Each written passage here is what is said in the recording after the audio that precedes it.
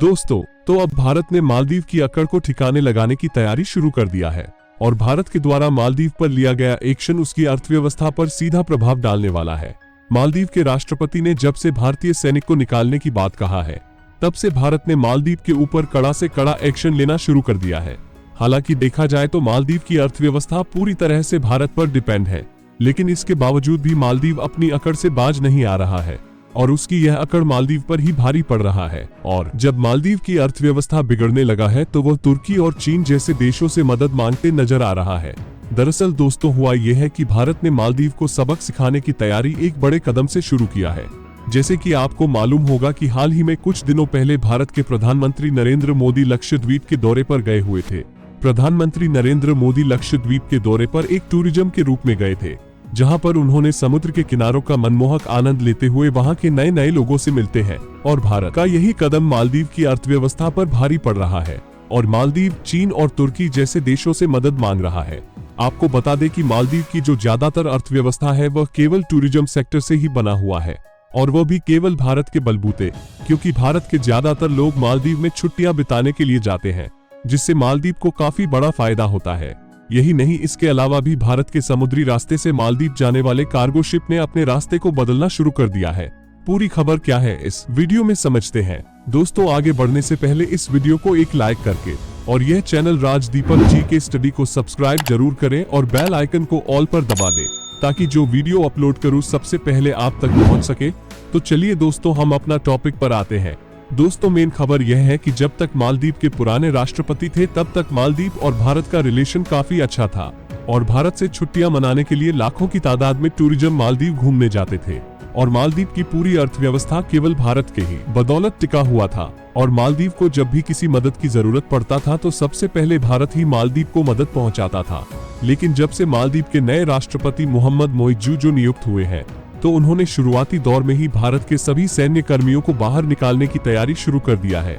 वैसे देखा जाए तो इन सैनिकों की संख्या बहुत ज्यादा नहीं है, केवल 77 ही ऐसे सैनिक हैं जो मालदीव में सैन्य कर्मी के रूप में अपनी सेवा देते हैं।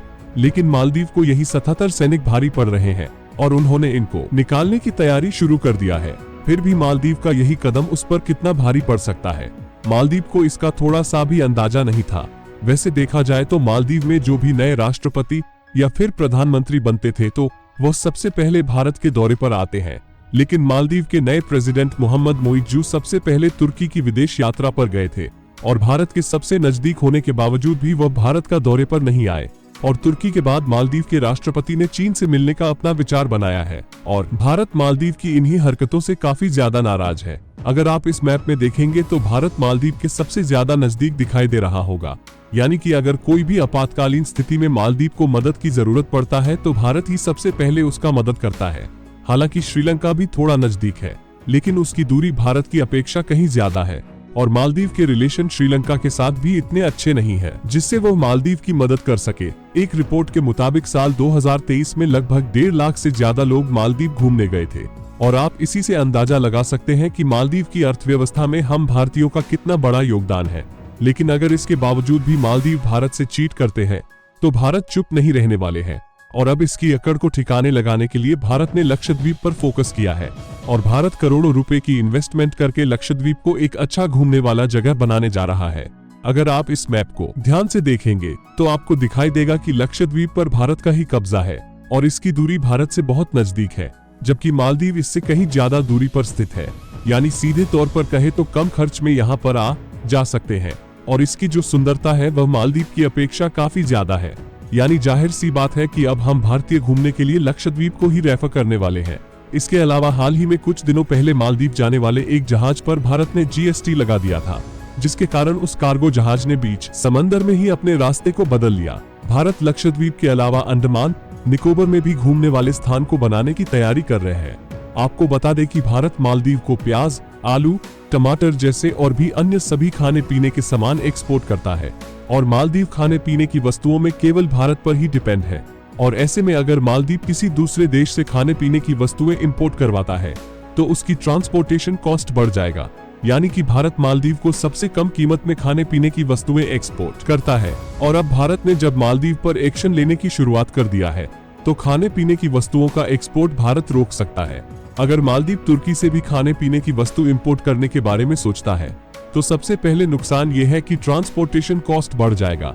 यहाँ तक कि भारत तुर्की को भी खाने पीने की वस्तुएं समेत ऑटोमोबाइल कंपोनेंट एक्सपोर्ट करता है और ऐसी स्थिति में भारत यह एक्सपोर्ट रोक भी सकता है, क्योंकि भारत को मिडिल ईस्ट समेत लगभग सभी अरब देशों का फ्री मार्केटिंग एक्सेस मिला हुआ है, जहां पर भारत अपने प्रोडक्ट को ड्यूटी फ्री इंपोर्ट और एक्सपोर्ट कर सकता है। अगर मालदीव से भारत के इंपोर्ट को देखा जाए तो मालदीव भारत को केवल क्रूड ऑयल यानी कि कच्चा तेल एक्सपोर्ट करता है, और वह भी भारत अपनी बहुत ही कम जरूरतों का क्रूड ऑयल मालदीव से इंपोर्ट करता है। और ऐसा इसलिए क्योंकि भारत को रसिया समेत कई सारे देश ऑलरेडी सस्ते दामों में क्रूड ऑयल बेच रहे हैं, और वैसे भी अब क्रूड ऑयल की जरूरत धीरे धीरे खत्म होता जा रहा है और इसकी जरूरत केवल इंडस्ट्री और फैक्ट्रीज में ही रह जाने वाले हैं, क्योंकि भारत समेत सभी देश रिन्यूएबल एनर्जी पर काम करना शुरू कर चुके हैं और इसमें भारत की रिलायंस, अदानी ग्रुप और JSW जैसी बड़ी बड़ी कंपनियां ऑलरेडी पार्टनरशिप कर चुके हैं। और हाल ही में भारत ने संयुक्त राज्य अमेरिका से सीधे कम रुपए में कच्चे तेल को खरीदने की डील फाइनल की है, जिसमें आगे चलकर भारत सस्ते दामों में एक बड़ी मात्रा में क्रूड ऑयल खरीदने वाले हैं। इसके अलावा भारत खुद अब सेल्फ डिपेंड होना चाहता है और अंडमान निकोबार में रुके हुए तेल के कुएं के प्रोजेक्ट पर फिर से काम चालू कर दिया है। जानकारों का मानना है कि यहाँ पर लगभग 20 मिलियन टन क्रूड ऑयल का भंडार मौजूद है, जिसमें ONGC ऑयल इंडिया जैसी बड़ी बड़ी कंपनी ऑलरेडी एक साथ मिलकर काम करना शुरू कर चुके हैं। एक तो पहले से ही मालदीव की अर्थव्यवस्था ठीक नहीं था और इन्हीं सबके कारण और ज्यादा उसकी अर्थव्यवस्था बिगड़ने वाले है, यानी कि 2024 के शुरुआती दौर में ही मालदीव चीन और तुर्की जैसे देशों से भीख मांगते नजर आएंगे। और सबसे बड़ी बात यह है कि जब से भारत के प्रधानमंत्री ने लक्षद्वीप का दौरा किया है, तब से भारत के अलावा भी कई देशों में इसकी चर्चाएं चल रही हैं। और दोस्तों, बाकी आपको क्या लगता है, भारतीयों ने ये कदम उठाकर सही कर रहा है या नहीं?